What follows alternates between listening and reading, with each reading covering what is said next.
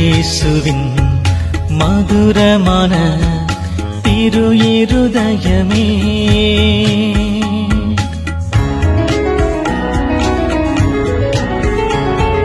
இயேசுவின் மதுரமான திரு இருதயமே.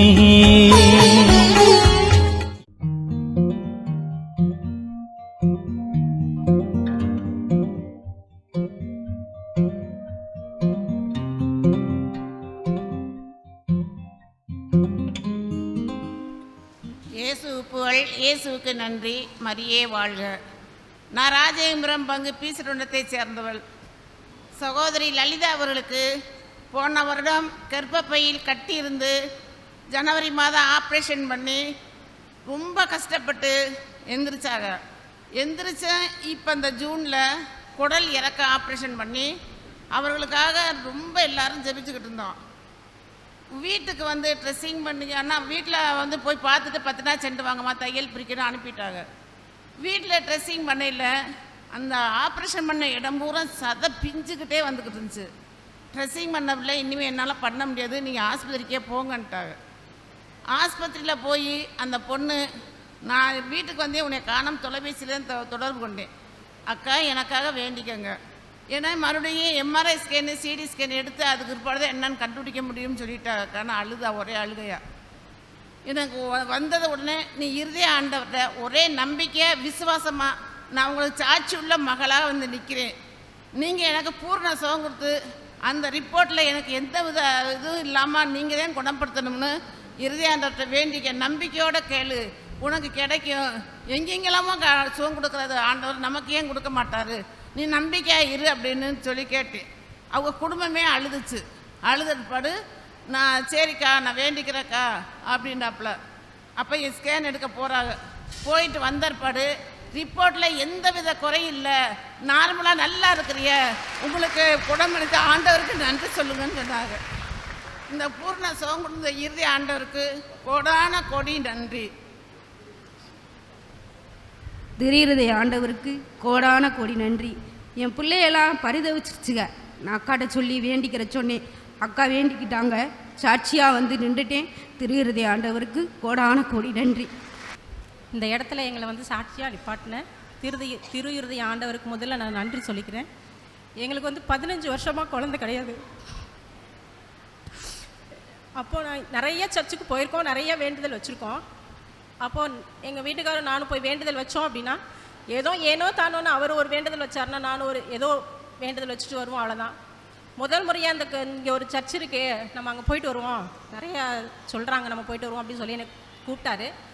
நான் அப்பையும் கூட நான் வேண்டாம், நீங்கள் மட்டும் போயிட்டு வாங்க, என்னால் முடியாதுங்க, அவ்வளோ தூரம் வர முடியாது, ஏன்னா நிறையா அடிக்கடி முடியாமையே போயிடுது அப்படின்னு சொல்லிட்டு நான் வரல அப்படின்னேன். அப்படி இருந்தும் கம்பல் பண்ணி எங்கள் வீட்டுக்காரர் என்னை கூப்பிட்டு வந்தார். 2 வீலர்லேயே வந்தோம். நாங்கள் கல்லுப்பட்டியில் பேரையூர் பக்கத்துலேருந்து நாங்கள் வந்தோம். இப்போ நான் இந்த சாட்சி சொல்கிறதுக்காக ஒசூர்லேருந்து நான் வந்திருக்கேன். கண்டிப்பாக போன வாரத்துலேருந்து எனக்கு நான் போயே ஆகணும், சாட்சி சொல்லியே ஆகணும் அப்படின்னு எனக்குள்ளே ஒரு இது இருந்துகிட்டே இருந்தது. அதனால் நான் ஒசூர்லேருந்து இப்போ சாட்சி சொல்கிறதுக்காகவே இன்றைக்கி காலையில் தான் நாங்கள் வந்தோம், நைட்டு கிளம்பி. என் பாப்பா 15 வருஷம் கழிச்சு நான் வந்துட்டு போய் இந்த சர்ச்சுக்கு வந்து வேண்டுதல் எப்படி வச்சோம் அப்படின்னா, நானும் என் கணவரும் கண்ணீரோட ஒரு முழு நம்பிக்கையோட முதல் முறையாக நான் தொட்டில் கட்டி மெழுகுவர்த்தியை கையில் ஏந்தி வெளியில் நான் எனக்கு ஒரு பெண் குழந்தை தான் வேணும் அப்படின்னு சொல்லி நான் ஆண்டவர்கிட்ட நான் வேண்டுதல் வச்சேன். அதே மாதிரி கடவுள் எனக்கு ஒரு பெண் குழந்தையவே கொடுத்துருக்கிறாரு அப்படின்னா அது உண்மையிலே நான் ரொம்ப பாக்கியம் பண்ணியிருக்கேன். அந்த பாப்பா கன்சீவ் ஆன பிறகும் பார்த்தீங்கன்னா 8 மாதத்தில் தண்ணி சத்து கிடையாது அப்படின்னு சொல்லிட்டு ஹாஸ்பிட்டலில் அட்மிட் பண்ணி நான் ஒரு வாரமாக 10 நாளாக ஹாஸ்பிட்டலில் வச்சு ட்ரீட்மெண்ட் பண்ணாங்க. ஆனால் நான் நம்பிக்கையை விடவே இல்லை. டாக்டர் டெய்லி ஸ்கேன் பார்க்க கூட்டு போவாங்க. ஸ்கேன் பார்க்குறப்ப எல்லாம் அந்த பாப்பா துளுமவே செய்யாது. டாக்டர் சொல்லுவாங்க, என்கிட்டே சொல்லுவாங்க, அந்த பாப்பா கொஞ்சமாவது கையை கால் ஆட்டுதா பாரு, எதுவுமே இல்லை அப்படின்னு சொல்லுவாங்க. ஆனால் நான் எதுவுமே மனசு தளரவே இல்லை. எனக்கு நான் ஹாஸ்பிட்டல் ட்ரீட்மெண்ட் எடுத்து எனக்கு இந்த உருவான குழந்தை கிடையாது, இது கடவுள் எனக்கு கொடுத்த குழந்தை. அதனால நான் எந்த ஒரு இதுவுமே இல்லாமல் அசால்ட்டாக தான் போவேன், ஸ்கேன் பார்த்துட்டு வருவேன். ஆனால் உள்ள ரூமுக்குள்ளே பார்த்த உடனே நர்ஸு பார்ப்பாங்க. அப்போ பயங்கரமான இம்ப்ரூவ்மெண்ட், நல்ல துள்ளும், எல்லாமே இம்ப்ரூவ்மெண்ட் இருக்கும். ஆனால் அதே மாதிரி ஒவ்வொரு நாளும் இதே மாதிரி இருந்துகிட்டே இருந்துச்சு. அப்போது டாக்டர் சொன்னாங்க, இது சுத்தமாக தண்ணி சத்து ரொம்ப கம்மியாயிடுச்சு, சிசேரியன் பண்ணி எடுத்துருவோம்.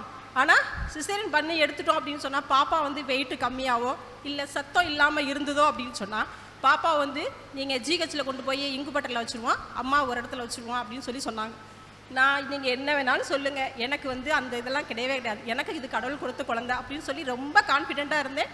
அப்போ அன்னைக்கு முதல் நாள் நைட்டு நானும் என் கணவரும் 2 கையும் கோர்த்துட்டு, ஆண்டவரே இது நீங்கள் கொடுத்த குழந்தை, இவங்க என்னென்னமோ சொல்கிறாங்க, நான் எதையுமே நான் ஏற்றுக்கலை, ஆனால் இந்த குழந்தை வந்து பிறக்கும்போது எடையோடையும் பிறக்கும், கடவுளோடைய சத்தத்தோடையும் அது பிறக்கும் அப்படின்னு சொல்லி நான் வேண்டியது 2 பேரும் கை கோர்த்து நாங்கள் ஆண்டவர்கிட்ட வேண்டி குழந்தைய எடுத்துட்டு நான் முதல்ல இந்த திருஇருதய ஆண்டவர் ஆலயத்தில் கொண்டு போய் என் குழந்தைய போட்டு எடுத்துட்டு தான் நான் வீட்டுக்கே போவேன். ஆண்டவரே அவ்வளோ பெரிய பெரிய சாட்சியாக என்னை இந்த ஹாஸ்பிட்டலில் நீங்கள் வைக்கணும்னு சொல்லி நாங்கள் வேண்டுதல் வச்சோம். அதே மாதிரி ஹாஸ்பிட்டலில் ஆப்ரேஷன் தேட்டருக்கு கொண்டு போகிறாங்க, என்னென்னமோ பேசுகிறாங்க, என்னென்னமோ சொல்கிறாங்க டாக்டர்ஸு நர்ஸ் எல்லாம். நான் எதையுமே கேர் பண்ணவே இல்லை, நான் ரொம்ப கேஷுவலாக தான் இருந்தேன். அதே மாதிரி டாக்டர் அம்மா வந்து குழந்தைய எடுத்துட்டு அந்த சத்தத்தையும் கேட்டுட்டு, உனக்கு பொன் குழந்தை பிறந்திருக்கு, 2.25 எடையும் வந்து 2.25 இருக்குது அப்படின்னு சொல்லி, ஆரோக்கியமாக இருக்குது குழந்தை அப்படின்னு சொல்லி அவங்க என் காதில் சொல்லிட்டு போனதோட சரி, அதோட சரி. அதுக்கப்புறம் மயக்கமாயிட்டேன்.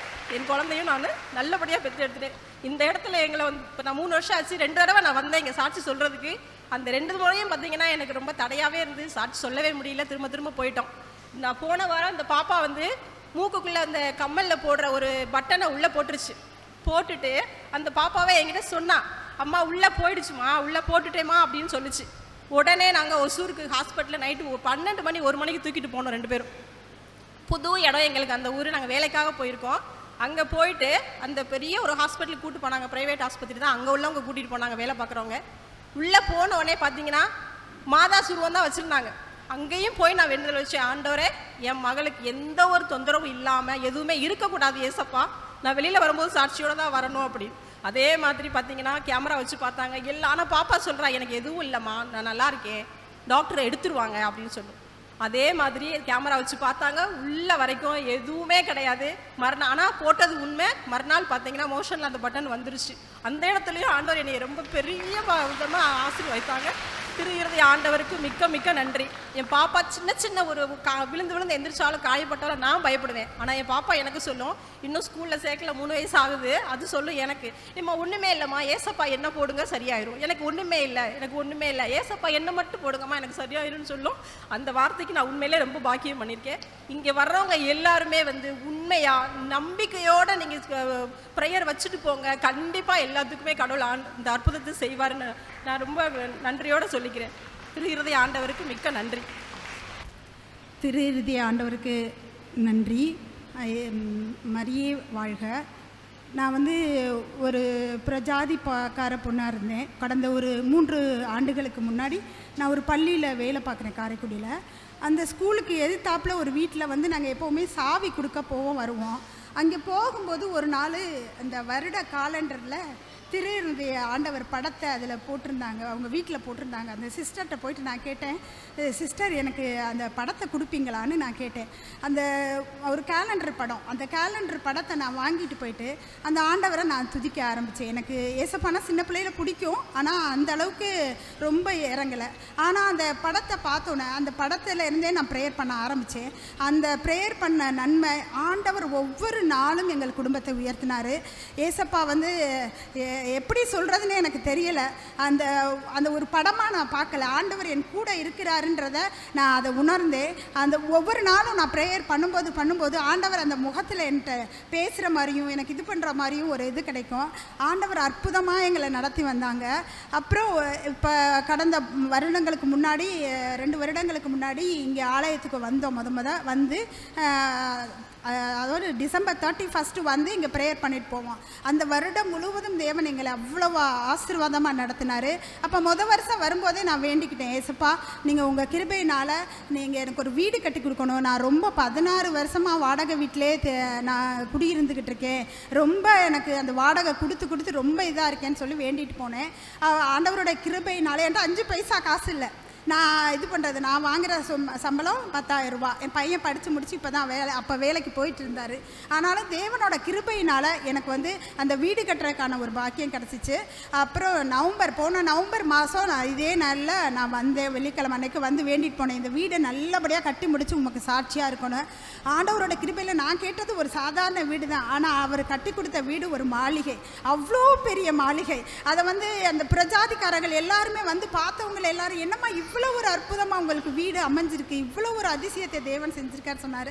ஆண்டவருக்கு கொடான கொடி ஸ்தோத்திரம். அதே நேரத்தில் இன்னொரு சாட்சி என்னென்னா, என்னோட அம்மா வீட்டில் நான் குழந்தையா இருக்கும்போது ஒரு இட பிரச்சனை, வீட்டுக்குள்ளே உள்ள இட பிரச்சனை.